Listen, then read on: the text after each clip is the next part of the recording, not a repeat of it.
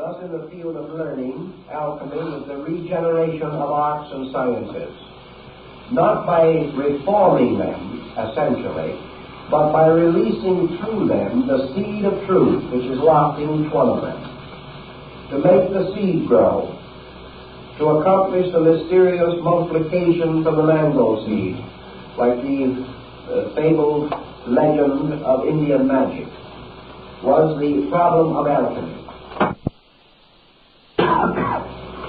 Now, in the transmutation of metals, another important point was brought out, and that is that the outer bodies of the metals are irreconcilable.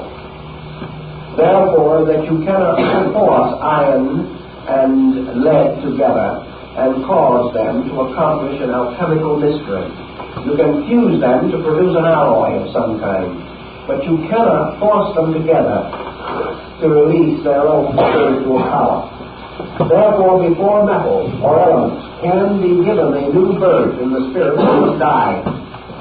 And the death of elements, the destruction of minerals, the complete elimination of the formal nature of the forms of things is part of the alchemical procedure. Therefore, alchemy was a death and a resurrection, and comes very, very close to philosophical symbolism as we come to this level.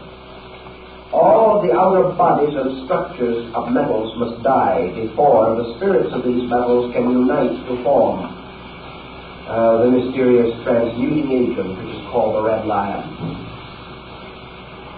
This again has very great significance, and the alchemist finds comfort in the words of the Scripture, but unless a man be born again, he shall not enter the kingdom of heaven. For every one of the forms of nature must die before the life within that form can be liberated or released. Therefore, alchemy then approaches the problem of human intelligence, and it says that before the individual can become wise, he must destroy the false mind which presumes to possess knowledge. He must destroy opinions before facts can come. He must tear down old walls before he can build a new house. And in the doctrines of the alchemical mysteries, it was first necessary to destroy the personality or the individuality of metals before they could be brought together to form the transmuting agent.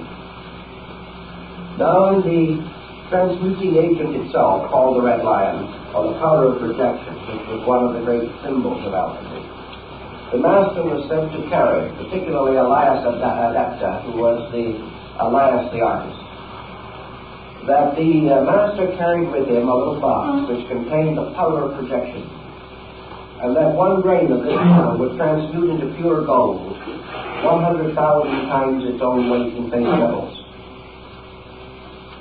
Here we are obviously in the presence of an advanced type of symbolism, because obviously the power of projection represents consciousness itself, all on the level of knowledge, truth, which transforms ignorance, and consciousness itself, which can transform body up to 100,000 times its own weight. Therefore, the power of projection is consciousness itself, by means of which all base substances can be transformed or changed. The red lion is the symbol in alchemy of illumination, the mysterious enlightenment from within, which is the rebirth of the soul of the metals.